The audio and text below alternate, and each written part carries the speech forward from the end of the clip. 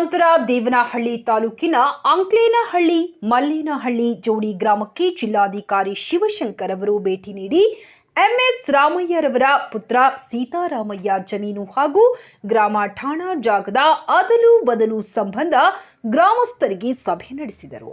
ಬೆಂಗಳೂರು ಗ್ರಾಮಾಂತರ ಜಿಲ್ಲಾಧಿಕಾರಿ ಶಿವಶಂಕರ್ ಅವರು ಮಾತನಾಡಿ, ಅಂಕ್ಲೇನಹಳ್ಳಿ ಮಲ್ಲೇನಹಳ್ಳಿ ನಿವಾಸಿ ಅನಿಲ್ ಕುಮಾರ್ ಮಾತನಾಡಿ, ಗ್ರಾಮ ಠಾಣ ಏನು ಜಾಗ ಇದೆ ಅದನ್ನ ನಾವು ಇಲ್ಲಿ ಅದೇ ಸರ್ವೆ ನಂಬರ್ 37 ಸರ್ವೆ ನಂಬರ್ ಈಗ ಆ ಕಾಲದಿಂದನೇ ಆಲ್ರೆಡಿ ಅದರಲ್ಲಿ ಇದ್ದಾರೆ.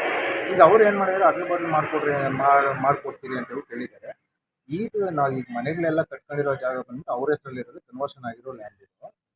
ಆ ಜಾಗ ಇವಾಗ ನಮ್ಗೆ ಈ ಜಾಗ ಕೊಟ್ಬಿಟ್ಟು ಅವರು ಮೂಲ ಗ್ರಾಮ ಠಾಣ ತಗೊಬೇಕು ಅಂತ ಹೇಳಿದ್ದಾರೆ. ನಾವು ಅದರಲ್ಲೆಲ್ಲ ಸ್ವಲ್ಪ ಜನ ಎಲ್ಲರೂ ಒಪ್ಪಿ ಒಂದಷ್ಟು ನಾವು ಅಗ್ರಿಮೆಂಟ್ ಅವ್ರಿಗೆ ಏನು ಬೇಕಾದ ಎಲ್ಲ ರೀತಿ ಪತ್ರಗಳೆಲ್ಲ ಬರ್ಕೊಟ್ಟು ಆಲ್ರೆಡಿ 1 ವರ್ಷ ಆಗಿತ್ತು.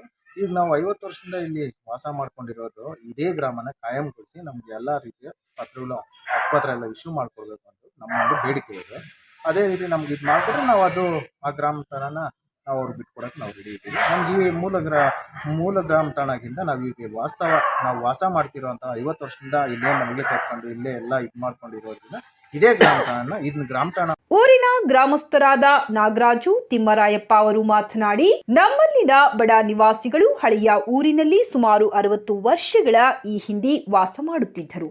ನಮ್ಮ ಊರಿನೆಲ್ಲ ಒಕ್ಕಲೆಬ್ಬಿಸಿದ ಬಂಡವಾಳಶಾಹಿಗಳು ಅಲ್ಲಿಂದ ವಲಸೆ ಬಂದು ಅಂಕ್ಲೇನಹಳ್ಳಿ ಮಲ್ಲೇನಹಳ್ಳಿಯ ಸರ್ಕಾರಿ ಬಂಡೆಯ ಸುತ್ತಮುತ್ತ ಕಳೆದ 40 ವರ್ಷಗಳಿಂದ ಸ್ವಂತ ನಿವೇಶನ ನಿರ್ಮಿಸಿಕೊಂಡು ವಾಸ ಮಾಡುತ್ತಿರುವ ಜಾಗವನ್ನು ಅದಲು ಬದಲು ಮಾಡಿ ಕೊಡುವ ಷಡ್ಯಂತರ ರೂಪಿಸಿ ಮತ್ತೊಮ್ಮೆ ಗ್ರಾಮಸ್ಥರನ್ನು ಒಕ್ಕಲೆಬ್ಬಿಸಲು ಕಂದಾಯ ಇಲಾಖೆ ಭೂಮಾಪಕ ಅಧಿಕಾರಿಗಳನ್ನು ದಾಳವಾಗಿ ಬಳಸಿಕೊಂಡು ನಮ್ಮವರಿಗೆ ಅನ್ಯಾಯವೆಸಗಲೆಂದೇ ಇಂದು ಗ್ರಾಮಕ್ಕೆ ಭೇಟಿ ನೀಡಿದ್ದಾರೆಂದು ಆಕ್ರೋಶ ವ್ಯಕ್ತಪಡಿಸಿದರು.